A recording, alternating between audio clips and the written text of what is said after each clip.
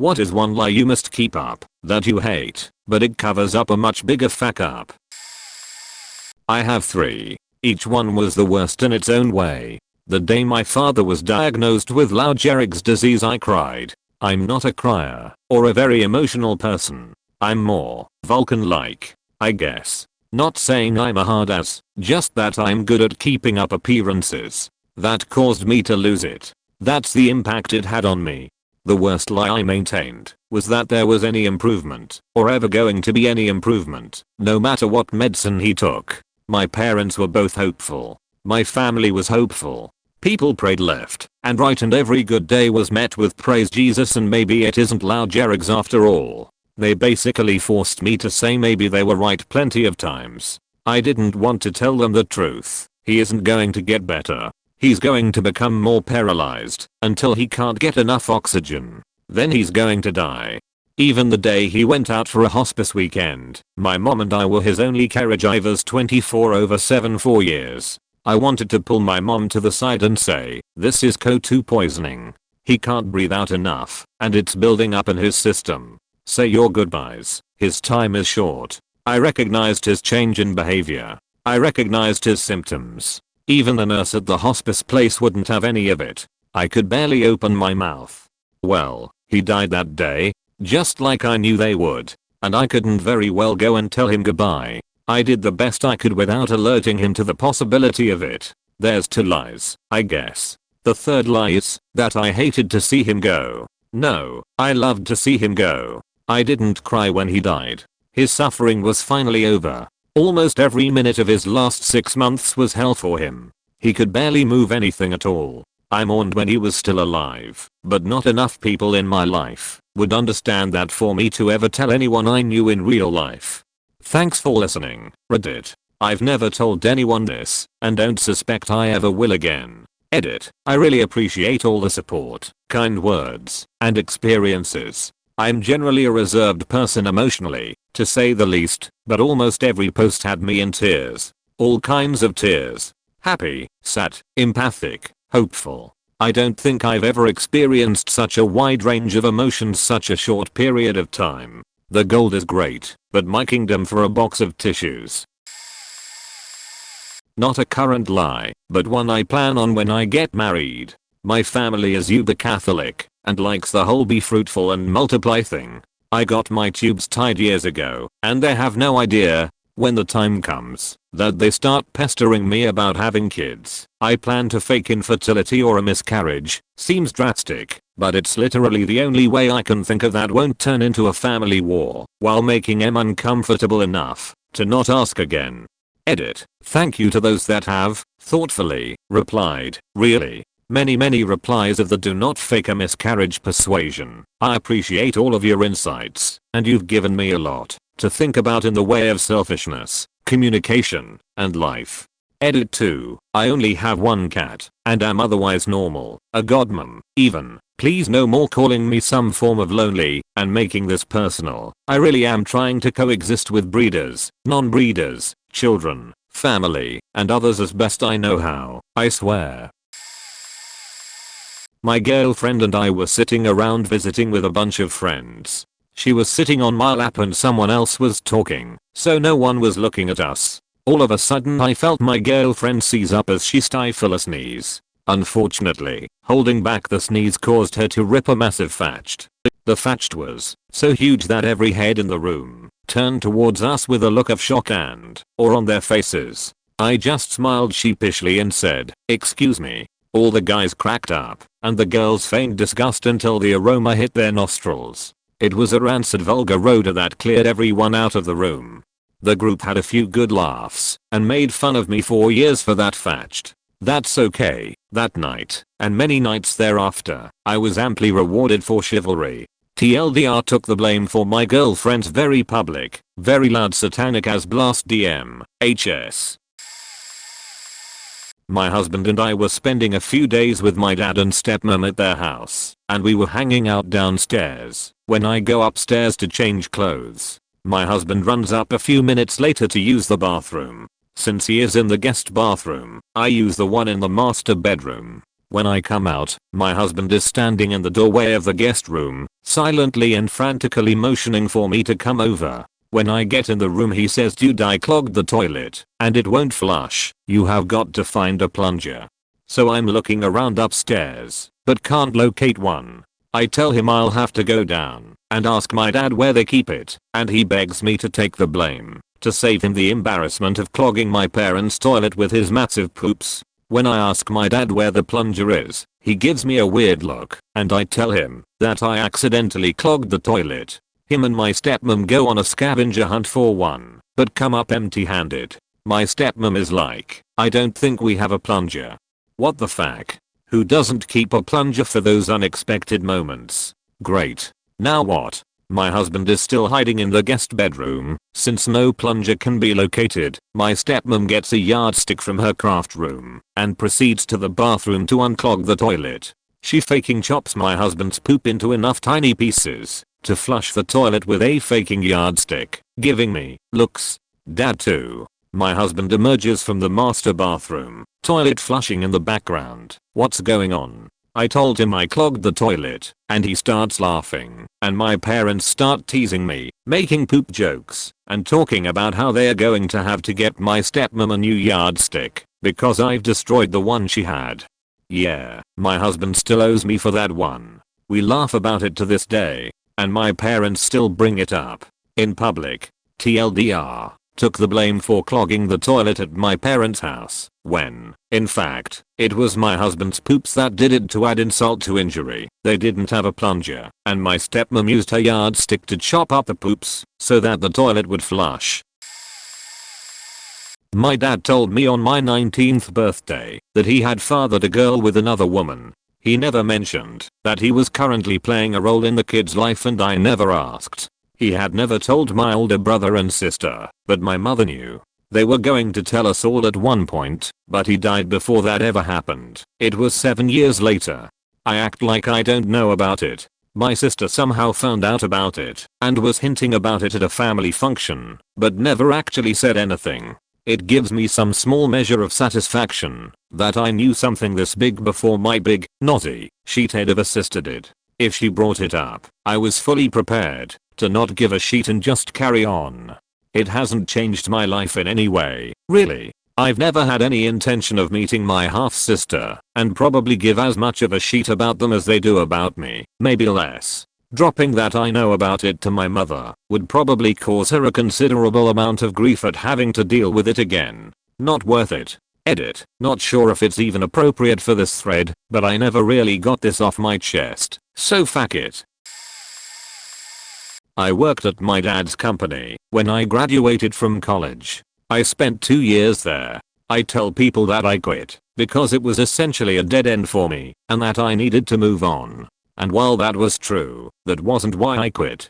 I texted a bunch of people in an appropriate message as a joke, one of whom was a coworker of mine. She told our supervisor and said she now wasn't sure she felt comfortable working around me. The supervisor could tell that it was a joke and a misunderstanding on the coworker's part, but we both agreed that I was out of line. My dad found out later that day.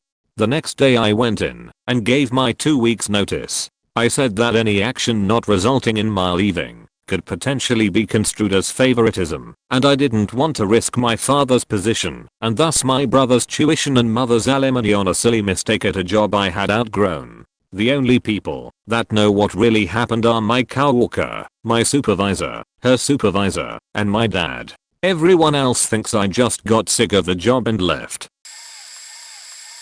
My roommate and I knew a younger guy, about 18, had some major drug and alcohol problems. He was staying with us for a week to try and get clean, since he lived about 3 hours away. One morning, I come into the living room and we are watching TV when he says, "I think my roommate came in here last night and grabbed my dick. I think he molested me." I stare blankly and remind him that roommate had been in a different state on business for the past 2 days. He says nothing, but mutters under his breath. I know he was planning on trying to blackmail and besmirch my roommate's good name, but forgot that detail because of his drug-addled brain. He never got the chance. He went back to his home 2 days later and was in a serious car accident. He and his girlfriend were both drunk, and neither of them remembered who was driving, her because she was drunk, and him because he sustained massive head trauma and can't function properly, can't talk, can't walk, can't use the bathroom, etc. If it weren't for his blinking and guttural moans, he'd be a complete vegetable.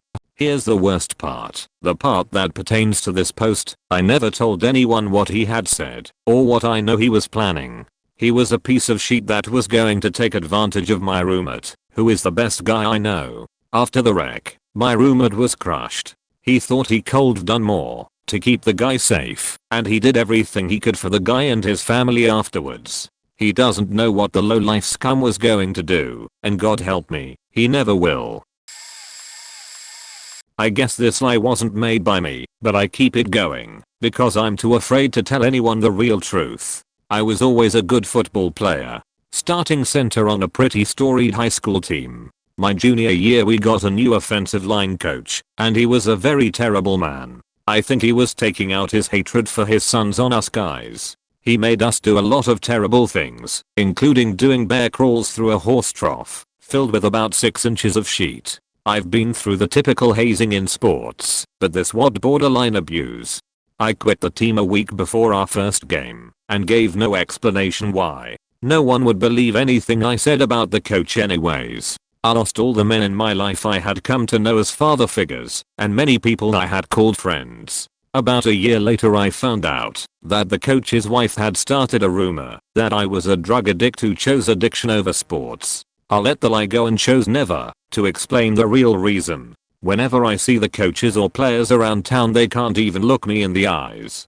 My last 2 years in high school are the worst in my entire life and I've been depressed ever since. This was 4 years ago. I know this doesn't really follow the thread exactly and will probably get lost, but it is a lie I choose to keep up.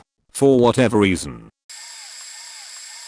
I dropped out of a private high school and moved to SoCal to pursue other goals in life. Needless to say, without even a diploma I was not gonna get anywhere. So, I started to research and build a resume and portfolio based on my interests. I ended up meticulously building a Forks life that everyone I was around started to believe. I told my family in another state that I had got my JED, passed 2 years at a community college, and then attended a 4-year university and graduated with a degree in history. This wasn't all at once. I let them know what I was doing as I was doing it. It all went so smoothly. I then got a job at a museum as an event coordinator and make $56K a year. I have no high school diploma, no college education, nothing. All I have are excellent work references. The jobs I did get I made sure I did well, and apparently that was enough for them to hire me at my current job. I'm attractive and well spoken, professional in appearance and actually very intelligent. I was always afraid that they would check my school references, but so far it's never been brought up. Apparently, work references and experience mean a great deal more than where you went to school these days, and if you have glowing references you are pretty much set. Sometimes it gets stressful, and I find myself bothered by it at night. I can't tell anybody that I get into a relationship with who I really am. Even my family thinks I'm somebody I'm not. Nobody knows. Nobody. It gets very lonely sometimes. I don't know if this is nuts, but maybe start to fill in the blanks. It will take time, but it will help cover your ass. Go, study up, and take your JED. That's easy. It's just a test. You're smart and successful. You know how to get it done. Next, work on a CC degree. California community colleges are fantastic and super cheap, like $25 a credit, and you can take lots of classes online. Do it at night instead of watching TV. Take 3 classes at a time, fall, spring and summer. You'll get an associate's in no time. The 4-year degree is trickier, but remember, your CC credits will transfer, especially to a state school. Again, many schools have night and online classes, and are reasonable investments. So will be another few years. But then a few resume modifications and you're all set. Leave the years you graduated off of your resume. I'm sure you've thought about all of this. But if you make it a priority, you can dig your way out and secure your future. I can't speak from direct experience, but I did earn a master's degree at night while working full time, and at another occasion, I took a bunch of full credit classes online at San Diego Community College. Once you get into the rhythm of work and school at the same time, it's totally doable. I'm fine. I'm not fine. I'm a crazy, introverted lazy bugger who long ago decided it would be easier to coast along with life and forget all thoughts of what I want in order to make it easier, because life was super shitty. Now that I'm on my own, I realize that I have no idea what I want. I have no great passion for life, and I occasionally see no reason to wake up every day. I don't talk to my friends. I don't plan amazing adventures. I don't do anything particularly noteworthy. I strongly suspect I have a legitimate mental problem, but I don't care enough to go and find out. I do not, in fact, care about much of anything. This worries me deeply. So now I'm surreptitiously trying to find ways to get myself interested in anything at all, as well as forcing myself to be more social, while fighting the calm little buzz in the back of my brain that tells me to sleep. However, I can't very well tell this to any of my family members, because half of them are in the same damn boat. One's paranoid and depressed, another's bipolar, one was really ambitious, but is now entering a state of apathy, and if I mention it to any of them, it would be just one more of monumental pile of crap they have to worry about. So whenever someone comes up to me, I simply say I'm fine, because it's a lot easier on everybody else. I suppose one weird side effect of this is that I am, apparently, a funny person. Apparently talking about all the shit that depresses you in an upbeat tone is hilarious. This explains so much about stand-up comedy. Edit TLDR. Apparently I'm just an average redditor. Go figure. TLDR. Found out I was pregnant after hooking up with someone who was more or less a stranger. Force myself to starve and purge myself so that my body was physically incapable of nurturing an unborn child. Never told anyone. Decided to make a throwaway for this. This is less of a lie as it is an omission of the truth, but it's still relevant and still kills me to cover it up.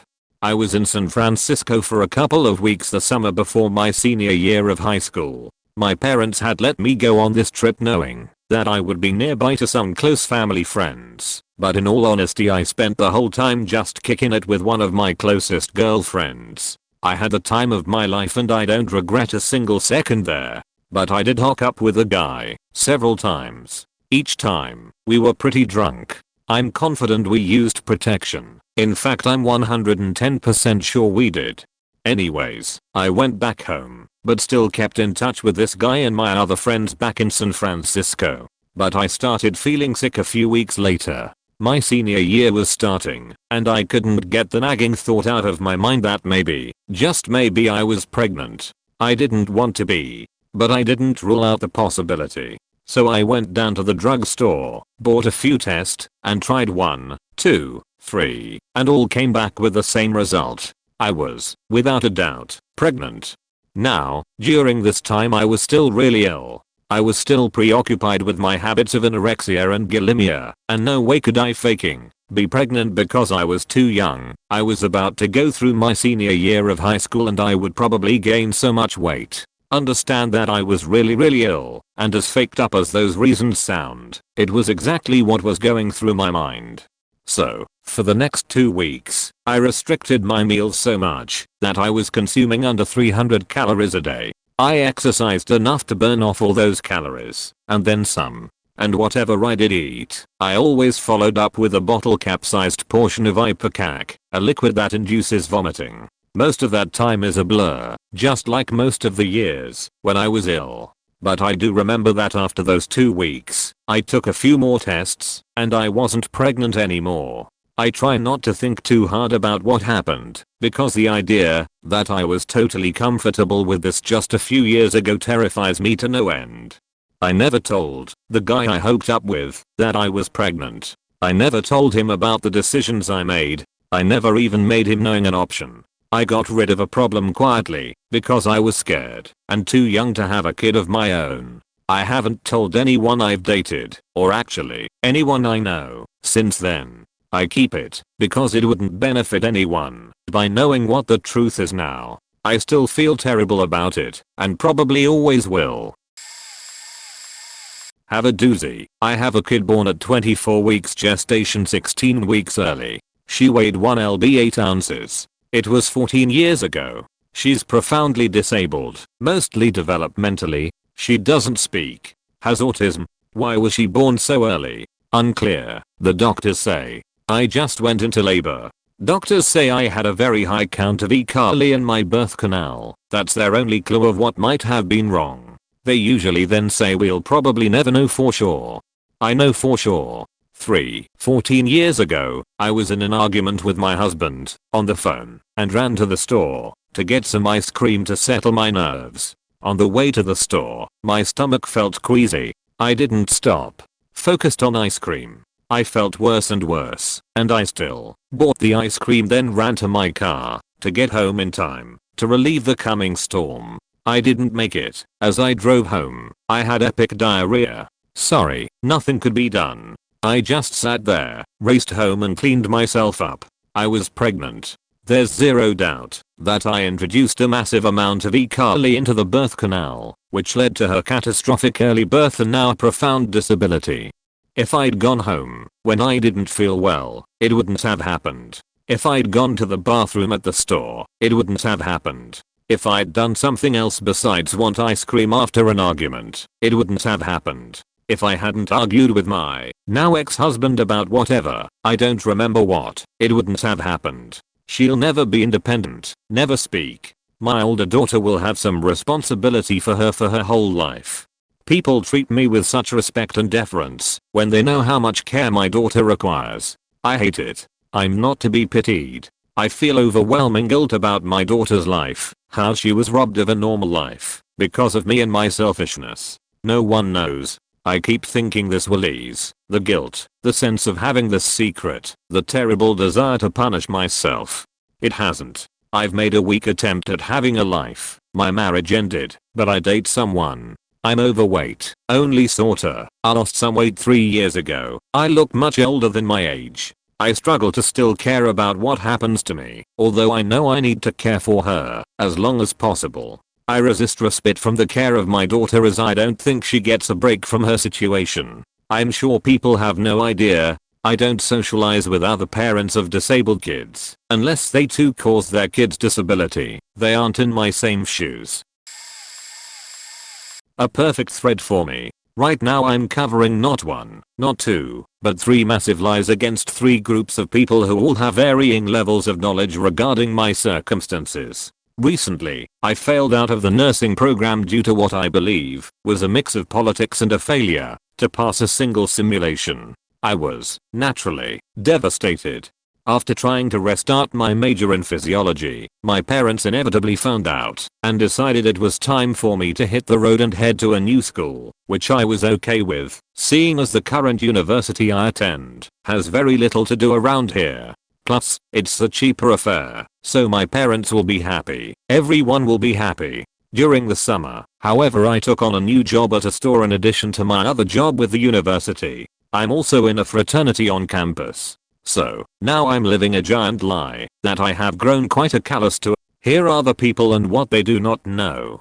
Fraternity brothers, some closer brothers know I failed the program, but they do not know I will be leaving. I will tell them soon. The finance officer might know though. I haven't heard from him yet though, despite the fact that I already have affiliated with the chapter on the other campus. My nursing buddies, none of them know I failed to the program. I plan to never tell them. Ever. My store job. They will know in a few days. They expect me to, however, swear complete allegiance to them. They continue to train me to be one of their most important people. Drama will inevitably ensue. My other university job. I will be sending them a formal resignation letter tomorrow. Doing so disgusts me on a physical level. I know some of the people there rather well. They do not know I failed the program. The roommates. They are completely unaware of anything. I don't care if they know or not, frankly. This whole affair has caused me quite a bit of grief and anguish, but I have grown quite callous towards it, as I've had quite a bit of time to think things over and approach them at my own pace. At times, I'm excited for my new beginning, but other times I felt uncertain and confused. I know that things will get better. And that, my friends, is the story of the affairs that have dominated the most recent 3 months of my life. My girlfriend goes out of her way to be as good in bed as possible because she's afraid she won't be able to match any of my previous girlfriends. She's a couple of years younger than I am and has been with only 2 guys before me. She's my 9th. At least that's what she believes. Actually, she's the 2nd girl I've ever slept with. We met when I went back to college after a long hiatus. I'm 6 years older than she is, and apparently I'm sort of a lovable brat / bad boy kind of guy, which in turn made everyone assume I've been with tons of girls. I haven't. Before her, I was into relationships, out of which only one involved sex. But in some conversation, wanting to maintain the aura of this experienced guy, I told her there were more. The way I counted them was I included a childhood girlfriend and some crushes I had, which may have been promising, but never actually developed into anything serious. Funny thing is, I'm a compulsive liar, but I promised myself to never lie to my current girlfriend. And I haven't. Except for this one little thing. It isn't my secret, it is one that was told to me and kept up for years. I had a best friend in high school.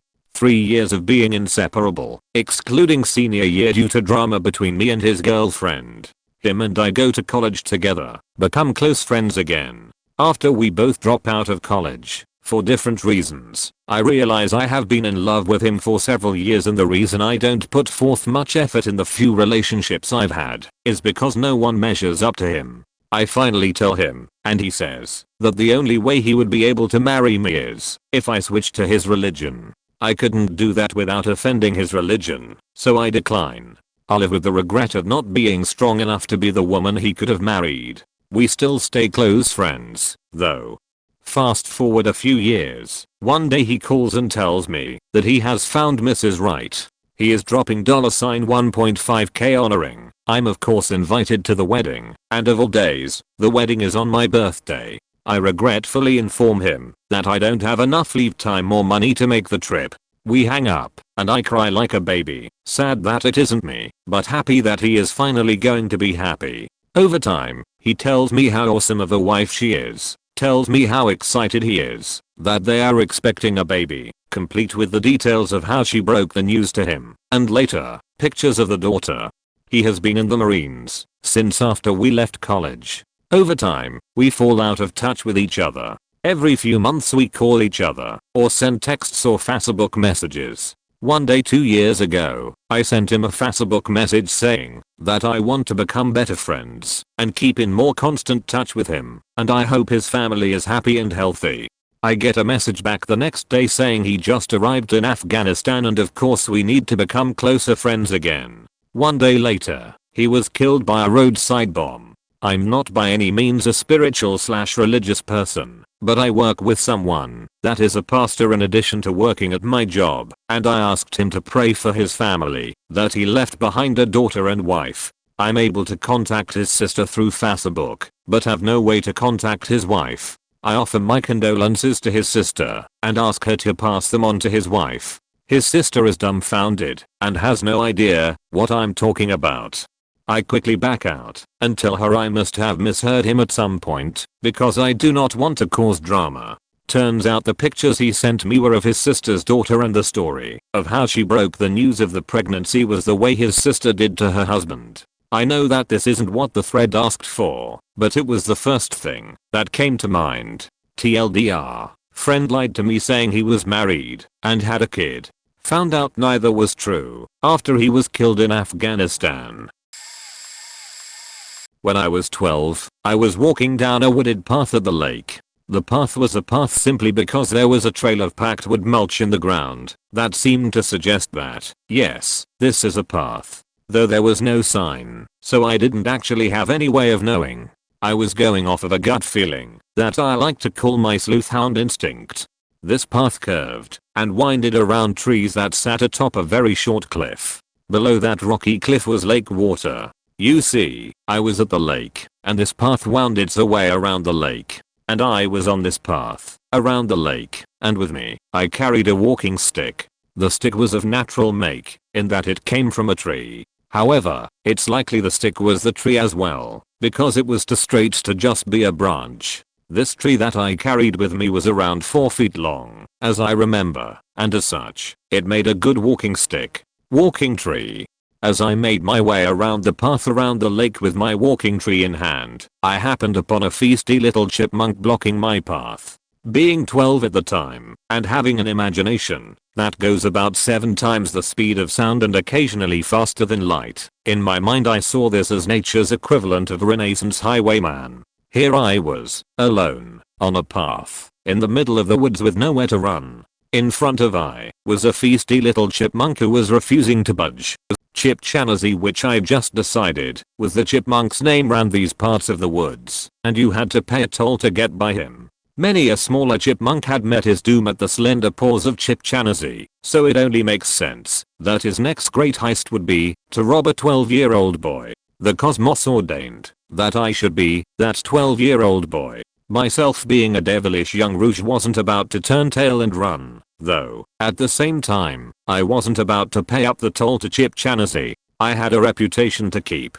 So there we were, Chip Chanazy and I, facing each other down on this mulched wood path, as though we were in some Wild West showdown. He, chirping me on, and I unwavering, trying to think of a way around him. Then it hit me. I have a walking tree. Walking trees are considerably larger than most woodland critters that dot about the forest floor, Chip Chanazy being no exception. Heaving my great walking stick overhead, I gave out a mighty bellow that would have made Thor himself jealous, and pretended to bring the walking tree down on Chip Chanazy's head, stopping it inches above him, because I expected him to flee. Instead he braced himself for the hit, and refused to move. This was going to be more difficult than I though. Chip Chanazy was indeed a worth opponent. With a trickle of fear now running down my back, I knew I had to rethink my strategy, though I could not let him know I was now afraid. Obviously pretending to hit him wouldn't work. At the same time though, I was in a vice. I couldn't actually kill Chip Chanazy, for that would surely bring about the attention of even larger banded chipmunks in the area. Before I knew there'd be a price on my head and an acorn in my back. No, I had to act now, before Chip Chanazy had any time himself to think. Using my walking tree, I gave Chip Chanazy a great poke. He still refused to move, though I could now see in his eyes something that has been foreign to his psyche for years: fear. I gave him another jab, and another. Eventually, Chip Chanazy decided I was too great a foe for him to match, and retreated into the woodland foliage, no doubt shouting out chipmunk curse words to me as he did. It was a great victory, and an even greater day to be alive. Following my narrow brush with death, I felt as though the sun itself were brighter. That evening I felt the need to inform my family what had happened that day on the woodland path. How I, a mere 12-year-old, had ousted the greatest chipmunk bandit to ever plague that lake. But as I began telling the tale, I grew afraid for myself. Admit to them I was afraid? Never. Tell them I'll let Chip Chanazy get away. Out of the question. And thus began the greatest lie I ever told, for I told my family that I had cleaved Chip Chanazy in the side with my walking tree, effectively knocking him into the air, over the cliff, and into the lake below. They drank it up like sweet wine. Time and time again, the story of how I slew Chanazy has come up with many a riotous bout of laughter, and myself, in an attempt to hide the truth, keeping a straight face. But the truth is, Chip Chanazy survived that day, and may even be alive still. I fear what could happen to myself if word reaches him of my great lie. Well, basically my whole life is a lie. First of all, my last name is not my real last name. It was because of my drunkard grandfather, dad's side, who left my grandma. Then she got married to an even worse man and my dad had to change his last name. Also my childhood is a lie. I hated my school. I was bullied all the time because of being a nerd. I have lied all my life to my parents telling them that I liked that school, but I wanted to be transferred because a friend was going to do that too. They have always thought that I had a lot of friends there, but that I never talked to them again because I had new friends and little time. I have also lied to them that I've never had a girlfriend until a short time ago, but I haven't told them because it's a long distance relationship. Won't know what they'll think because I'm too busy and interested in my studies. Well, actually I am, but it's that I don't want them to get worried about me. They already have their own issues. I guess there are the biggest lies. All the other ones are not important, like telling people I'm too busy to hang out with them, or that I cannot do some favors, etc. We had a flood in our house and my parents and sister had to move to an apartment temporarily. I ended up staying at my parents' friend's house for the time being, just down the street from my old house. We found bed bugs at the apartment when I stayed there one night, and after a huge clean, I thought I had brought the bed bugs back to my parents' friend's house. So at 1 AM in the morning I threw every piece of bedding in a garbage bag and was going to go home to do laundry. The problem was, my parents' friends sleep with their bedroom door open, and they own a restaurant, so they were wide awake. I tried creeping out, but the dad was all, "Are you going out now? It's 1 AM" and I said no and slunk back into my room and slept on a bare mattress that, maybe, had bed bugs on it. The next day I woke up at 6 AM and was dragging my stuff home, and his wife was awake and wondering why I was dragging it home and awake so early. I also brought the exterminator home and got caught doing that. So my mom told her I had a period mishap and needed to clean everything, and that the man coming into the house was a guy who specialized in mattress cleaning. TLDR, thought I had bed bugs, got caught dragging stuff out of my parents' friend's house, had to lie about having a period accident on the bed. Lying to my grandmother about the cancer that was killing her. Christ, even typing that out sounds despicable. My grandmother had epilepsy and, by the time the cancer was found, had developed Alzheimer's. We already knew that stress would trigger seizures, and cancer's one hell of a load of stress. Having to remind her that she was dying of cancer every time she forgot would have been cruel and, with the seizures, dangerous. So we didn't. While we could, we said nothing about it. When she knew she wasn't alright anymore, we made things up. Told her it wasn't anything serious and was all being taken care of. It wasn't. The cancer was terminal and treatment wasn't an option. We let it kill her. At the end, I think she knew. We were all there, her children, grandchildren, great-grandchildren, and we all tried to put on a brave face, as though our coming together was just some kind of random occurrence, instead of being there for her when she died. It tears me apart that one of the last things she said was why. Why now? I'm too young. Oh, she knew. And I couldn't tell her. I know it was for very good reasons, and her own sake, that we didn't tell her. But I will never forgive myself. I made up a person. Then I made up a lot of people, I don't know why. A few years ago, I just casually made up this friend of mine in a conversation with some people at a party. I never saw any of them again, but for some reason, I just kept on telling stories about this one guy. Nothing extraordinary. I made a conscious effort not to be that guy who claims to have a friend who has done everything and owns everything. It was just mild casual stuff, like saying that I had gone to concerts or movies or something with this friend. No one ever cared enough to want to meet him. I don't think I ever expected anyone to. When I got tired of the lie, I just said that he moved to Indiana for work. Everyone just shrugged it off, and so did I over time. I created a network of imaginary people that I could use as an excuse for casually disappearing.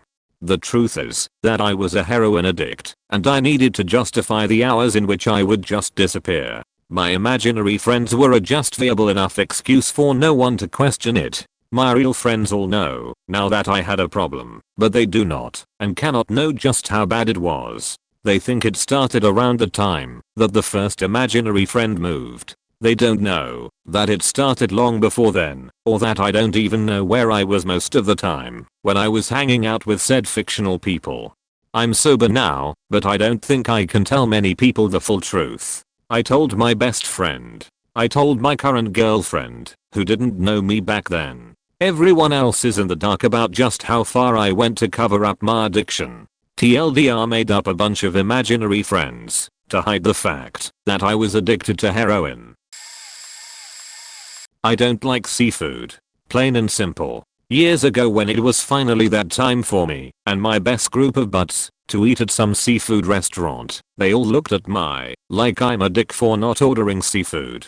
So on the spot, under peer pressure, I made up the lie I was simply allergic to all seafood and I could get sick and potentially die if I consumed some. 5 to 6 years later, every time we are out eating or someone is cooking seafood, they all mention how I'm allergic to seafood, to whatever friend/guest we are with, and just start talking about how much it must suck to be me for not being able to enjoy their precious seafood. Keeping up with this lie is pretty easy, but every now and then there are some people who ask a bunch of questions about my seafood allergy. What exactly? You can't eat? What happens if you do? How did you find out you were first allergic? You really don't want to try this shrimp? It's really good. Fish, shrimp, clams, canned tuna, crab, lobster, etc. Anything that comes from the ocean. I don't faking like it. But I understand how people love it, and I totally respect and admire it. But my human body does not agree with it. I don't like the taste. The times I have tried it, it's probably a mentality thing, but I just start gagging and feeling nausea. I just simply can't bring myself to enjoying seafood like other people do. TLDR. I don't like faking seafood. I met this girl online a few months ago. She initiated contact with me, and although I was hesitant at first of even answering her message, I gave it a chance, and it turned out to be one of the best relationships I've ever had. Unfortunately, it only lasted 2 months. She didn't want to tell people how we really met, so we made up a story how we met at a grocery store. That wouldn't have been so bad maintaining just that as the story, but I took a side job overseas for a week and told everyone I work with I was going on vacation with her. I had to lie, because if my boss found out I was really doing, I would probably lose my job working for a competitor, even though it's in a completely different country. Well, out of the blue she decides to get back with her ex-boyfriend of 5 years, or so she said, but that's another story, and ends it. So now for the next month I have to maintain not looking depressed in front of coworkers, and pretending to go over her place after work, and avoiding common friends of some of my coworkers on the weekends just to make it look like we were still going out. 2 weeks after getting back from overseas, I tell everyone she left me. It made it all the harder on me, because now I have everyone believing me and I had this awesome time overseas, and for the last 3 months we have been living in some 80s Molly Ringwald romantic comedy come to life.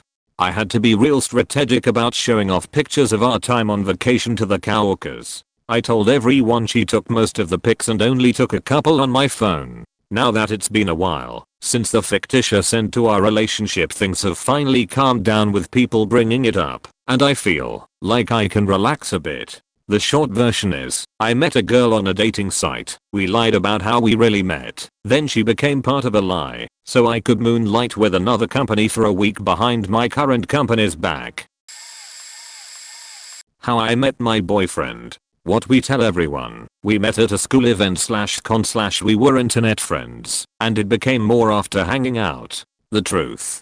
I posted a blacked out photo of my costume for the upcoming AnimeCon. We exchanged a few words, just details of the event, on /cgl/4chan. He normally doesn't lurk that bored, but he did, because he was considering going to the con. He happened to go to it last minute that day despite running on an hour or 2 of sleep after his friend's bachelor party or something. His friend was snoring loudly because his other friend called him up.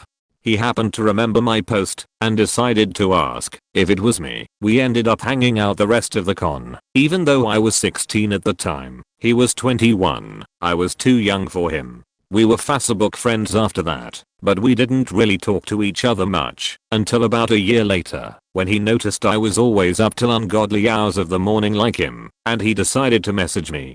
This brought about a 2.5-year platonic friendship, where we only hung out about 2 or 3 times, because he lives a 2-hour bus ride away, plus any VR really asked to hang out where we would just talk about random shit or our problems.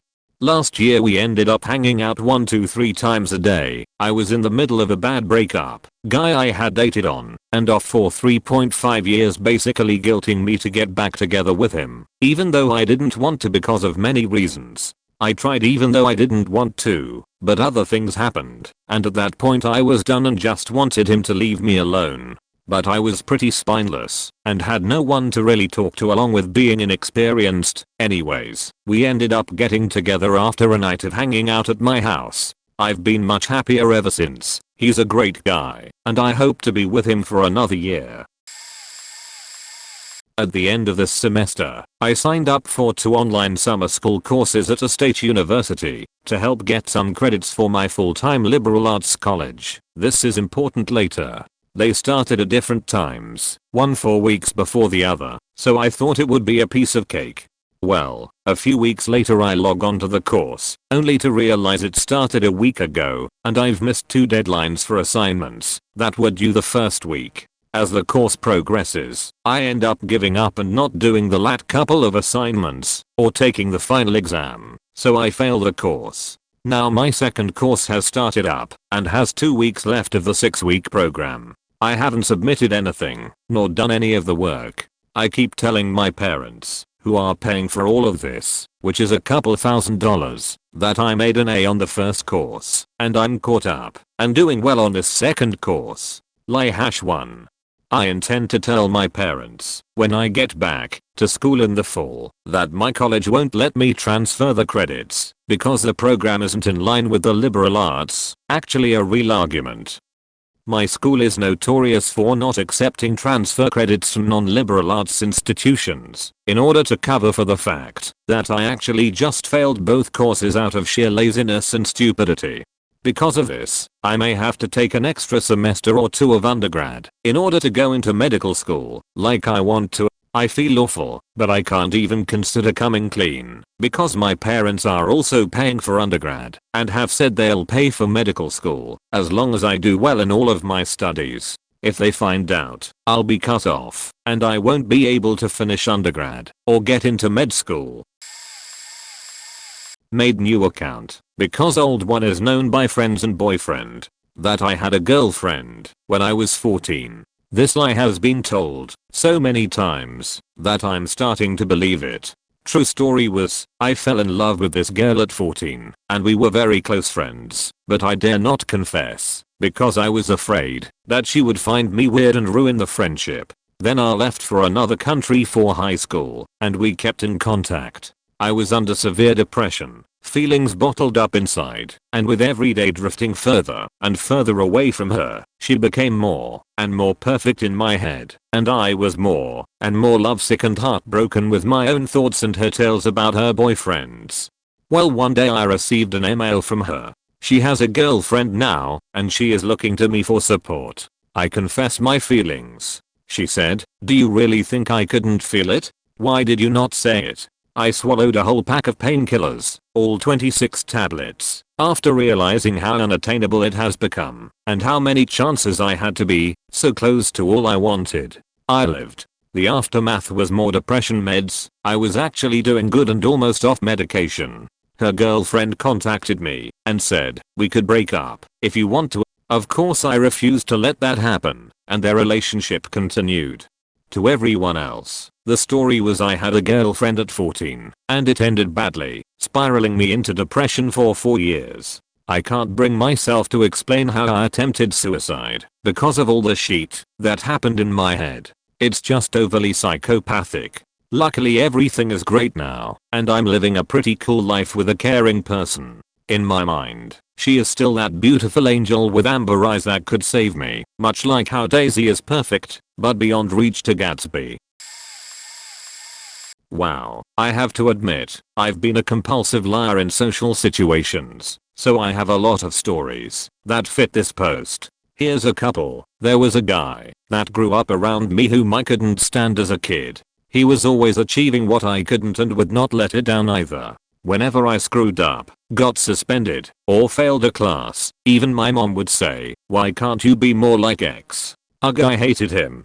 As an adult, I visited my parents and lo behold, X is visiting the neighborhood as well. I was with my friend, X, and my parents. X said something really stupid, so I elbowed my friend to show my annoyance. X saw me though, and asked if there was something wrong with my arm. I made up an excuse, and said that sometimes my arm kicks up to the side.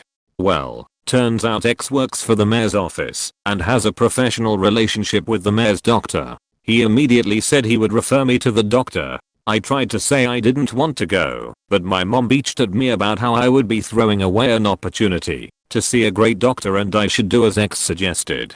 I had to show up to the doctor and pretend there was something wrong with my arm. I figured he would take my word for it and give me some painkillers or something. Wrong. He looked at me like I was crazy. It was really awkward. And for those that are asking why I even went, I was in the process of moving back in with my parents because I had recently lost my job. My parents were the type to control my affairs, so I couldn't really do anything about it. Besides that story, there was the time I lied to my finances parents, who were wealthy, about my family owning a country estate and that they should go up there one time. One day, they tried to take me up on that offer. I had to drive them in a random direction outside the city hoping they would get tired and ask to just go back. I once told a girl I was a marine biologist. I wasn't. We were walking along a boardwalk to a beach one day when we saw something huge on the shoreline. Turned out to be a beached whale. Since the girl thought I was a marine biologist, she asked me to go and see if they needed my help. I ran up to the creature and pretended to help the others already there. Turned out there was something stuck in the creature's blowhole. I have two. I've worked so many Christmas days and other holidays and have been asked why are you working. I just told them that I was Jewish because I didn't want to have the I actually want to be home with my family instead I'm checking your lottery tickets conversation. I've said it so much since I was 16 it often slips out now and I don't backtrack it. It was so bad that I met my current boyfriend through a mutual friend who I had told the Jew story to at work about how I used to say that to get customers off my back on holidays and he had believed it. In turn, my boyfriend believed that I was Jewish. One night he sat me down and said we need to talk about something and asked me why I never told him about being Jewish and that he thought I was ashamed of it. In reality, I was raised in a strict Roman Catholic household. That I'm half Chinese. My fake ID in university was that of a Chinese exchange student and we really looked alike for some reason, especially when I did my makeup right. Both of my parents are white. It started out as a big joke among my friends and I because no one thought it would work, but it actually did, numerous times. Somehow, someone got wind of it, and it got out. I went to a very small liberal arts university and there was a prof there who was Caucasian and generally believed she had the right to say that she was Chinese because she had adopted her daughter from China. She found out and started asking me all these questions about my mother and my ancestry etc etc. I had just taken a Chinese history class, so I had said that my grandparents escaped the Cultural Revolution and went to Canada, had my mom, where she met my dad, etc. I was her favorite student because of my fake ID. In the summer of 2009, I went on a hacking spree. I hacked my two best friends, then girlfriends, and future girlfriends' emails and Facebooks. My two best friends never found out or gave a shit. All I did was use their emails to get to their Facebooks and then post stupid shit on their Facebooks. My favorite was best friend 1, love sucking dick, immature, like I said, and later changed their passwords back. Future girlfriend never found out I did it, but absolutely hates whoever the jerk is that did it. She's told me about it hundreds of times in the 3+ years we went out. She absolutely hates having her privacy invaded and even changed her password to have the phrase hackers in it. I never bothered to tell her I did it. She'd hate me even more. Then girlfriend never found out, and I'm pretty sure she still has no idea, but I definitely shouldn't have hacked her. I found out how she really felt about me, bordering on contempt, why she went out with me in the first place. She felt bad for me and didn't have any other options at the time, and that she couldn't wait until she left for college later in the summer so she could leave me behind and start having one night stands. She's never changed her password back, but I've seen her go through at least 4 one-night stands and 3 actual boyfriends. An old friend of mine back from my hometown lied to his wife about being in the military. Now, he did sign up for the army, but before he signed his last waiver, or whatever it is, I don't know much about this stuff, He opted not to go. We ended up getting sheet-faced with all of our friends for a week to dodge the recruiter. A few years later we were all hanging out at his apartment with his girlfriend, now wife, and the topic came up. She heard mentioned something about her military man. We all laughed, because we seriously though she was joking, but when she got mad at us, we knew something was up. She then went on to say, just because he was injured in basic training and discharged does not degrade his service to our country. Which at that point we laughed harder, because we all knew he never went. He took us aside later that evening and basically told us that he lied to her to get something, sympathy, bussy, some not important sheet, and asked if we wouldn't bring it up again. I was crashing on his couch at this point because I was out of a job and didn't have a place to stay. I agreed to keep his dirt. Later, when they got married, her family wrote us something about Kelly marrying a serviceman in the wedding program. The lie was obviously bigger than what we had thought. None of us wanted to be the source of drama at the wedding, so we didn't say anything. Now fast forward a few years. They have 3 kids together, and she find out that I'm now a mortgage loan officer. She ends up emailing me asking how to get a VA loan. I didn't actually tell her the truth, but I couldn't exactly lie, since steering people away from applying for a loan is very unethical. I told her the documents she needed, hoping she goes to dig for them herself and put 2 and 2 together. I hate myself for not saying anything to her years ago. Lying about being in the military is one of the most awful things you could do in my opinion. I just hope I have nudged her enough she can find out on her own.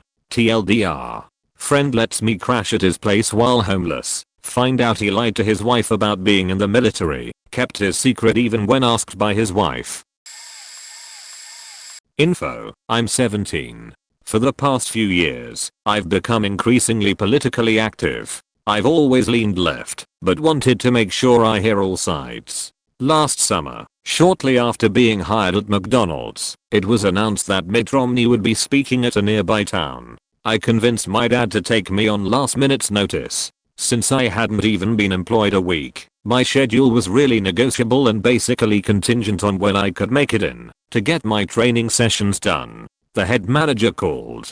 You wanna do your last training shift tomorrow from 6 AM to 2 PM? Ick now. I'd love to, but I'm going to the Mitt Romney rally tomorrow with my father and I can't make that happen. Any other day this week, though. 2 things I didn't realize. The only people that go to political rallies are the supporters of the speaker. I didn't think going to a rally revealed where one stood on the political spectrum. My boss is a huge Republican and took great interest in me being a real, upstanding American young man.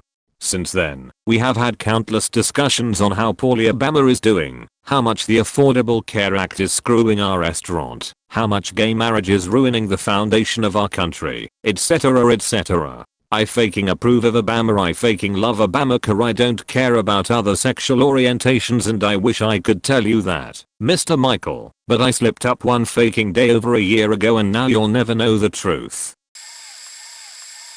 Grandmother had lung cancer, but was on the road to recovery. Was truly making a lot of progress. Nicest, smartest, and happiest lady I knew. Grandfather had some kind of non-Parkinson's tremor/shaking, but refused to acknowledge it. Also affects his reasoning skills and reaction time. Cut to grocery store parking area. Grandma is coming out of store. Grandpa is driving truck to the door to pick her up. Truck knocks her over and runs over one arm and leg. He stops as quickly as he can. Grandpa thinks she is under the truck, so he backs up, running over the leg a second time. Cue paramedics arriving a few minutes later. Cut to 4 months later. Doctor contacts their kids, but not grandpa himself. Grandma is dying because cancer medications are not allowing crushed leg and arm to heal, and to stop cancer treatments would definitely allow the cancer to return. No one tells grandpa what really happening. To this day, grandpa believes it was return of cancer that killed grandma, and that her leg and arm were healing fine. I was young teenager at time, and was not privy to all info, but this is what I've learned after the fact. I pulled a prank on 2 of my best friends when they were staying at my house one night. My parents were at the grocery store, so I got my brother to use his unloaded airsoft gun to shot blanks while I went downstairs because I heard a noise outside. We tricked them into thinking there was an intruder outside, and they were scared to death and close to crying. While they were hiding in my closet, they were convinced that every normal sound they heard was the intruder coming inside our house and freaked out. They told me to call 911, but I said no, because I wasn't sure if it was actually someone in the house. My friend accidentally dialed 911 on her phone before I said that, and quickly hung up, which resulted in 911 calling her phone back. Friend took the phone and explained that there was someone inside our house while I panicked and told her in a hushed voice that it was a prank. She got so mad, but carried the story because we'd get in trouble if we said it was a prank. This resulted in an officer coming to our house, me lying to her that some neighborhood boys had been behind it and had lit firecrackers in our driveway. Awesome BS story like that. She called my mom, who freaked out, but when she got home she praised us for calling 911 and being so responsible. So I got rewarded with extra trust and respect from my parents for pulling a prank. To this day my parents do not know. It's my brother and I's dirty little secret. That sounded horribly wrong. TLDR. Pulled a prank on friends with brother. They called cops. I had to lie to cops and to parents on the phone. Got praised for being responsible by calling 911. Not a big thing, but for a period of about 4 years I had really bad ingrowing toenails on both my big toes. It made it really hard to run and do sports, sometimes even walk, without feeling pain. Thing is, I didn't want to tell anyone. They either don't understand and think I'm just making excuses, or they think it's disgusting, and by extension that I'm disgusting, and that just plain hurts my feelings. So for about 4 years I systematically avoided being in situations where I had to run or play sports. I would walk slowly when I could, and sometimes when I was alone I would limp or walk backwards or anything that would help with the pain. I wore black socks because white ones would show the blood and pus from the wounds where my toenails were digging into my toe, and was always careful when removing my socks that I put them back on as soon as possible.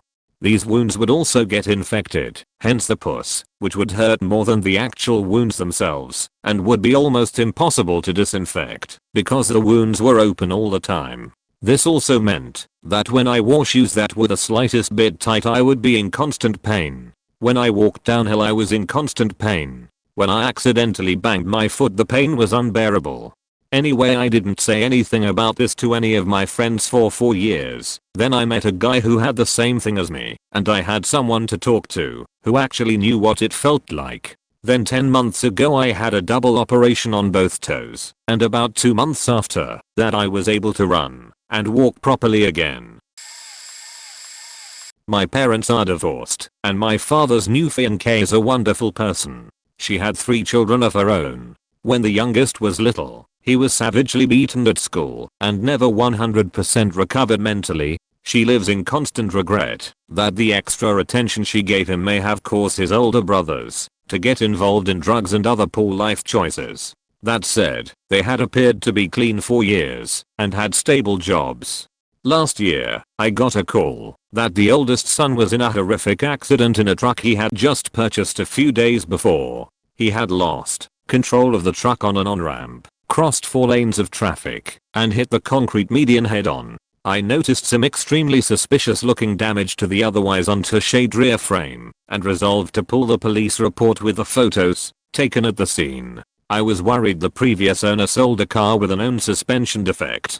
What I hadn't expected to find was the toxicology report indicated drug levels in his system, indicated he had used as close as a few hours before driving. This was ultimately determined by the report as a contributing factor to the crash. I had to tell my father and his new fiancée that I was mistaken, and there was nothing in the report that indicated the cause of the accident, and that it didn't appear the truck was to blame. If she found out the drug problem she blamed herself for was the cause of his death, she'd never forgive herself.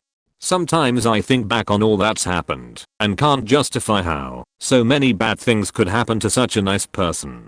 TLDR. Found out car accident that killed my dad's fiancée's son was caused by drugs and lied to prevent them from finding the truth. Another one. My dad has 4 years looked at kiddie porn. The soft kind, nudes, and both sexes. I'm not sure why. I'm almost positively sure it has no basis in real life and he doesn't tie up kids when out and about.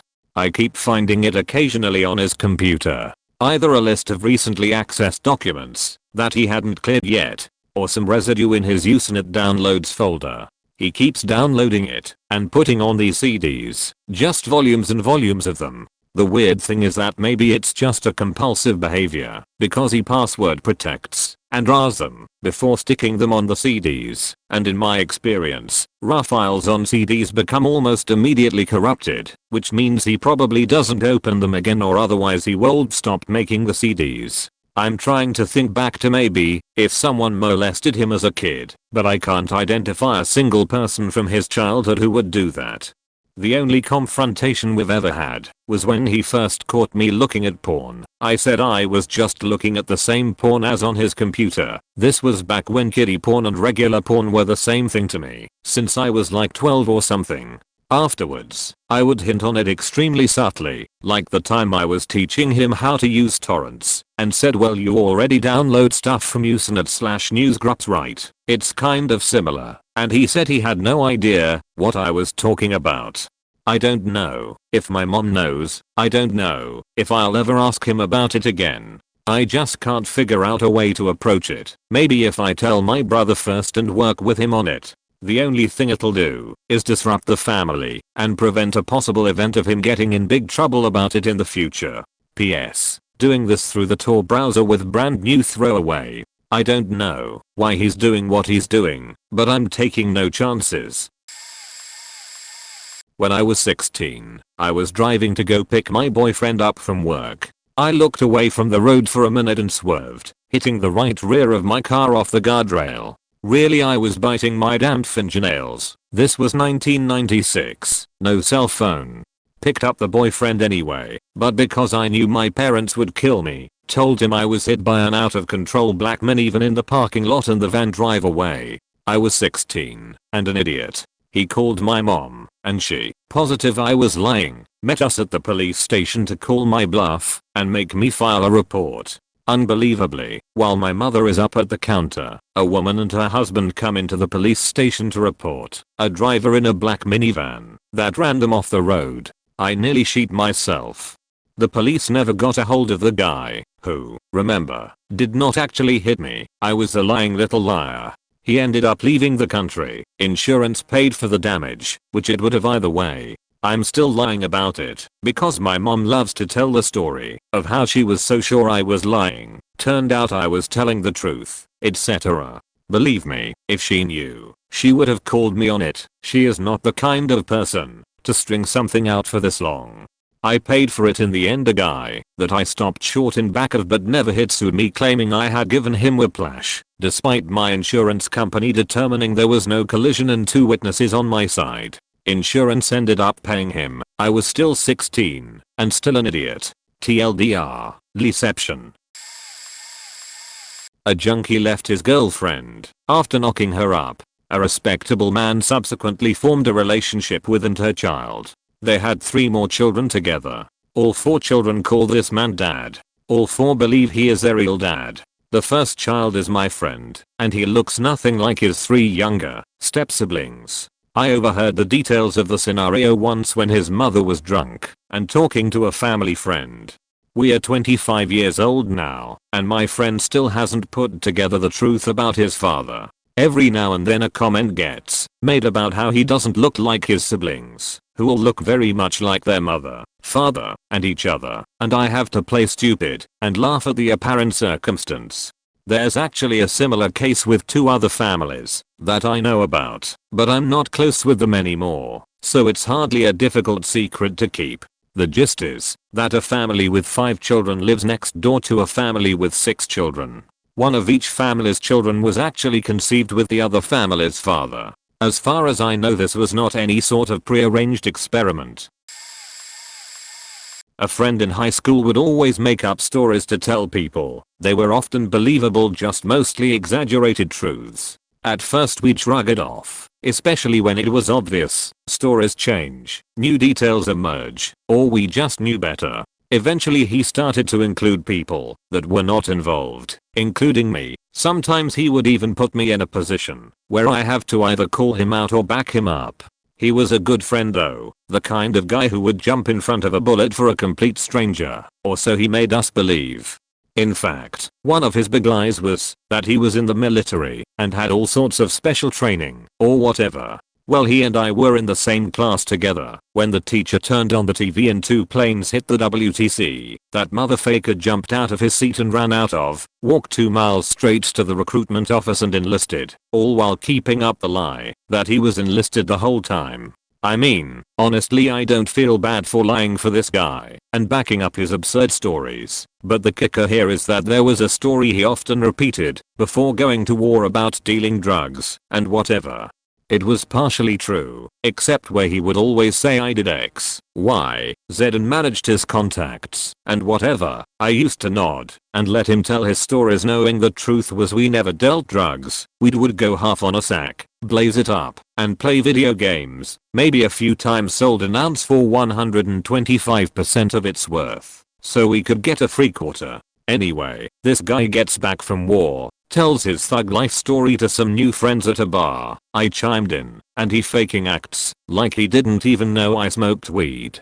That's like a double cross lie, where I backed him up for years and now a decade later he's shocked to find out I ever smoked pot. You may blame PTSD, but he didn't forget one line of his drug dealing days. Whatever, I don't know what to tell ya. TLDR, lying is dumb. Alright, not me, but a friend of mine. Back a couple years ago, this friend of mine, let's call him Matt, had a huge crush on this girl, let's say Helen. Anyways, he was extremely, desperately in love with her and tried to make her like him. Matt also happens to be a pathological liar, so he had no qualms about saying ridiculous things to manipulate her. Over the course of several months, Matt had made zero progress. Even after all his lies, nothing. Helen liked him enough as a friend, but there was no romantic reciprocation. So he decided he would tell the lie to end all lies. He announced that he had a heart condition that could kill him, and that he was going to have a dangerous operation in several months to correct it. During these months, Matt played hardball with his lies, which is saying something. He kept trying to guilt Helen into going out with him, but Helen just wouldn't do it. Finally, the night before the surgery, Matt came over to a friend's house for a party, saying his goodbyes and taking good luck and don't worry left and right. Helen was there too, and Matt tried once more to guilt her into dating him. It didn't work.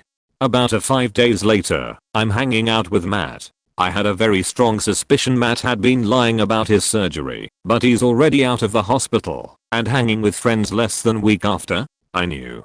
So I asked to see the scar. He didn't even hesitate to take his shirt off, and lo and behold, there really is a scar. One problem, though. It was on the wrong side. And that was the day I realized Matt's problems were beyond simply lying pathologically. He was willing to harm himself to attract the attention guilt of a girl. The kicker is that Helen was a lesbian. We later found out. Matt had done all that for nothing. Created a throwaway for this. Certain people know that are on Reddit, and I don't want it tied to my username. When I was a sophomore in college, I brought my car to school because I was living further away from campus for cheaper rent.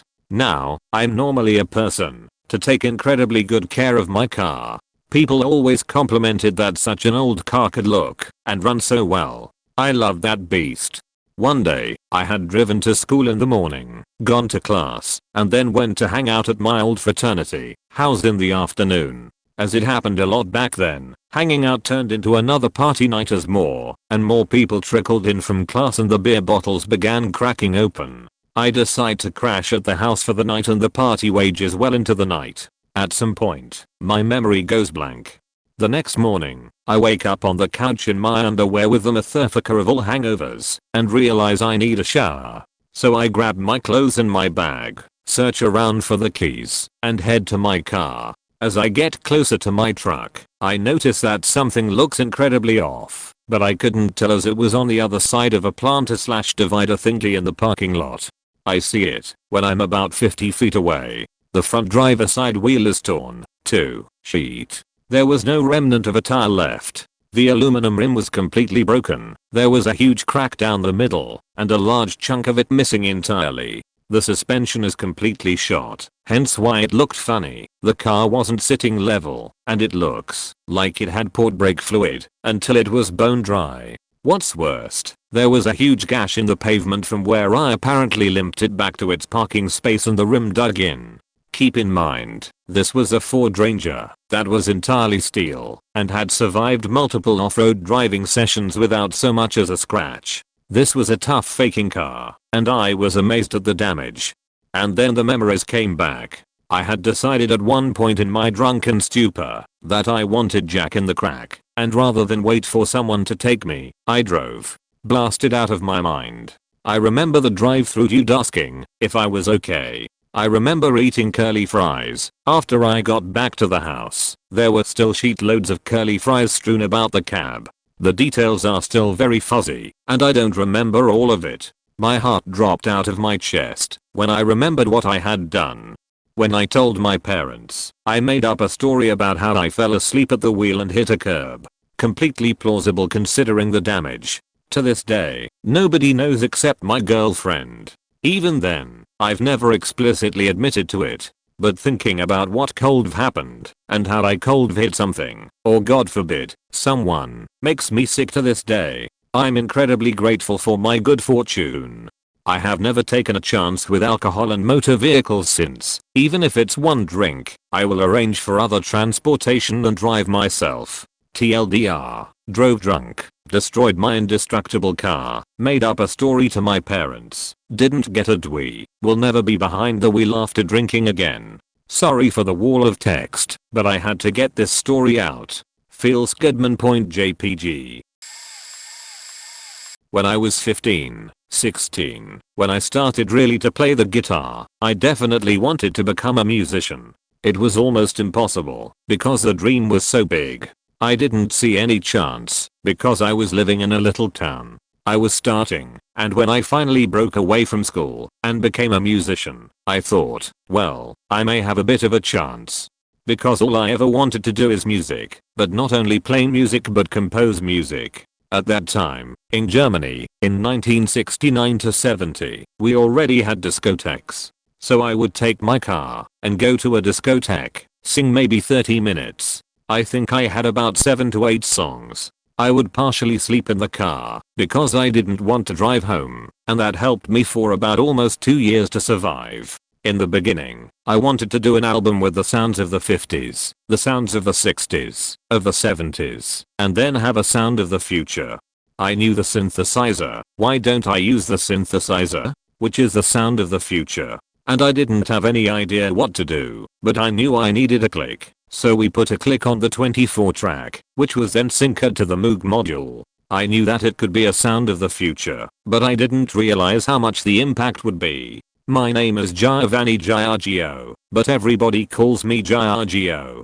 Once you free your mind about a concept of harmony and music being correct, you can do whatever you want. So nobody told me what to do, and there was no preconception of what to do. Well, since I know not too many people will judge me here, might as well tell the whole truth. This is my whole life in a nutshell. Edit. Care. This post is kinda really faking long. I'll post a major TLDR. I'm currently a minor, just to help you guys gauge my age. I've been living multiple lies and essentially my whole life's been a lie. Truths that help support the lie. I suffer from minor muscular dystrophy that affects my right pectoral muscle, or lack of it in this case, and I claim it's been from a case of minor abdominal cancer that's caused me to be in the hospital for a while. This was to cover for me not being able to be on the phone with my current ex-girlfriend who was a bit of a crazy jealous bitch, honestly. That's part 1 of the lie, and that's beside the point, but as you can see, it's a hard lie to keep covered up, and I've been doing this for a couple years. Aside from that, I've also been seeing, or talking at the least, with my best friend who happens to live about 360 miles from me, and she and I have been talking for multiple years. Let's just say that it's a complicated friendship and she may not have been the catalyst that caused my last breakup, which I'm pretty happy about but Edit. I live in SF, she lives in LA. Anywho. So recently back when girl 1 and I were dating we were actually just over a fight, but I refused to talk to her and I wasn't in a good mood anyways. I go back to talking with my best friend who I have yet to meet. We met on Tumblr, just talking, complimenting each other, blah blah. It goes on for a year/2 and we finally see an opportunity to see each other for the first time. So, aside from that, my heart's shifting towards my ex person, girl 2, and girl 1, G1. G1 and G2 know of each other and even talk to each other, and I have introduced, over electronic means, obviously, G2 and G1 with each other. G1 and G2 both grow increasingly jealous of each other. G2 wishes she was still with me. I miss G2. And G1 is just like, no, you don't need to stop talking with her. I'm just going to continuously show you I'm unhappy and bitch at you every time I see a text from her. NBD. I grow increasingly tired of her bullshit. G1. As time passed, a school opportunity for me to go to LA pops up, and I'm able to meet my best friend of 2/3 years for the first time. We meet up, and immediately, there's a click. Let's not get all love-ade over here, but me going to LA involves both of us staying in a hotel, and we hook up for a night, just making out, until it's time for lights out. So I head back to my hotel room with a fat hickey on my neck and a huge smile on my face. There happened to be a dance that night, but hearing how bad it was, I'm happy I didn't attend. My roommates meet me back in my room, and are questioning me about my neck. After this whole shabbing, I've been attempting to get rid of G1 without hurting her, which I regret. I should faking broken her, but on the last day of my trip to LA, I finally get back home to SF, and I open Facebook. It's G2, asking me how my trip was, and etc. Then all of a sudden, her and this guy ask me if I knew who liked each other. XLIT. In the end and TLDR. Karma bit my ass. I cheated on my ex-girlfriend for my current girlfriend/best friend, who actually cares for me. I'm also living with a lie that's spread around, that I've got cancer when really it's just muscular dystrophy. This is the really funny part though. Plot twist.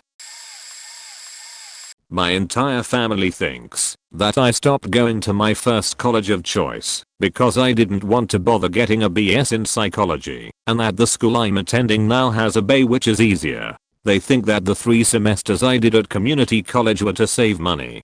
No, the truth is that I failed out of my first college after 3 semesters. I woke up every morning wish I wouldn't have, unable to crawl out of bed into class, and would sit in my room contemplating suicide. My girlfriend at the time thought I was going to classes, and I was so scared of my disability ruining my relationship with her that I just kept paying tuition and never going. Eventually I got a letter in the mail that said I was no longer welcome to take classes. That night I had to call her on the phone and I've never cried so much in my life. I thought everything was over, and I've never been so close to killing myself. In my mind, letting her down and possibly ruining my future was the worst thing ever. I suppose a second one is that my family thinks I buy lots of liquor because my friends come visit me all the time and we throw crazy rages. No, I just drink a handle of vodka each week to forget or to remember. Who really knows anymore? My breakup after a 5-year relationship. The girl in the first story cheated on me while studying abroad and wanted to break up, and I didn't find out until I was going to propose to her. So going from a lifetime commitment to nothing hasn't helped my depression situation at all. That I have significant frontal lobe damage. Back in 2005 I participated in a junior bantamweight fight, 115 pounds. I blew the guy out in 2 rounds and went out for some fun. Towards the end of the night, I began to feel really lightheaded, couldn't see very well, and I could barely hear anything anyone would say to me. I did not wake up the next morning. My mother had me rushed to the hospital, where they had discovered a small blood clot as well as brain swelling. They opened up my brain bucket, went to work, and I was out 2 weeks later. Being a formerly articulate chap, it has made this extremely difficult to deal with. I've retained all gross motor skills, but fine motor skills are very difficult. Writing, drawing, painting. My speech is so faked up that I have difficulty putting forth coherent sentences to questions that are asked of me. I now have abysmal short-term memory. I cannot remember much of anything before I was 19. No childhood friends, not my first car, my first girlfriend, any teachers' names, problems identifying relatives. I've developed a stutter. I tend to ramble. My eyesight had deteriorated from 20/15 to 20/40. I have 70% hearing loss as well as difficulty understanding. People need to sometimes repeat things 3 to 4 times for me to understand what is being said. I've managed to cover it up because I'm absolutely brilliant, but things are getting progressively worse. Worst part? I still box, have not supplied sufficient medical history to any state commission, and have never told a soul. Throwaway because people know my Reddit account. I was actually in a relationship with a 21-year-old girl that was an intern at my high school. In my state, it's legal, but I'm almost 100% we'd be in deep shit if anyone found out. Now, for the lie that covers this all up. I was over at her place. We were watching Freaks and Geeks. My phone started ringing. Now, you have to understand at this point that I was important in a program at my school. She was the intern for said program. I can't go into what it was because I might give it away, and like I said, nobody can know that I did this. I told her to answer the phone because I was peeing. It was my teacher calling from his house phone, which is why it didn't show up on my phone as the teacher. This at 10 PM on a Saturday night. Teacher was calling to confirm a meeting the next day. He hears the intern's voice. As far as my teacher knows, I was drunk at a party and I called her, so I didn't have to drive.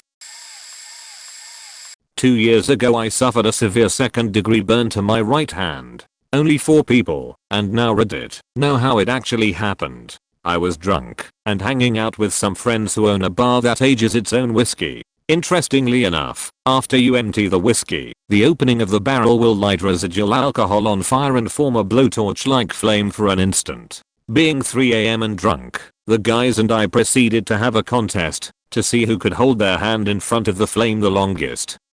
I won. Fortunately, after a nerve visit, 6 weeks, and numerous trips to the burn clinic for treatment, my hand healed perfectly fine. Well, I was obviously not proud of how my hand had ended up charred. So on the way to the I drunkenly came up with the story I still use to this day. I burned my hand taking a cast iron pan out of the oven while baking pasta. The pan slipped, and I quickly reacted by grabbing it with the other hand. The story has held up so well that it has now become a running joke. Unfortunately, both the real story and the lie are so ridiculous that it gets brought up far too often. For instance, on my last birthday, my brother got me a pot holder so I could be more careful.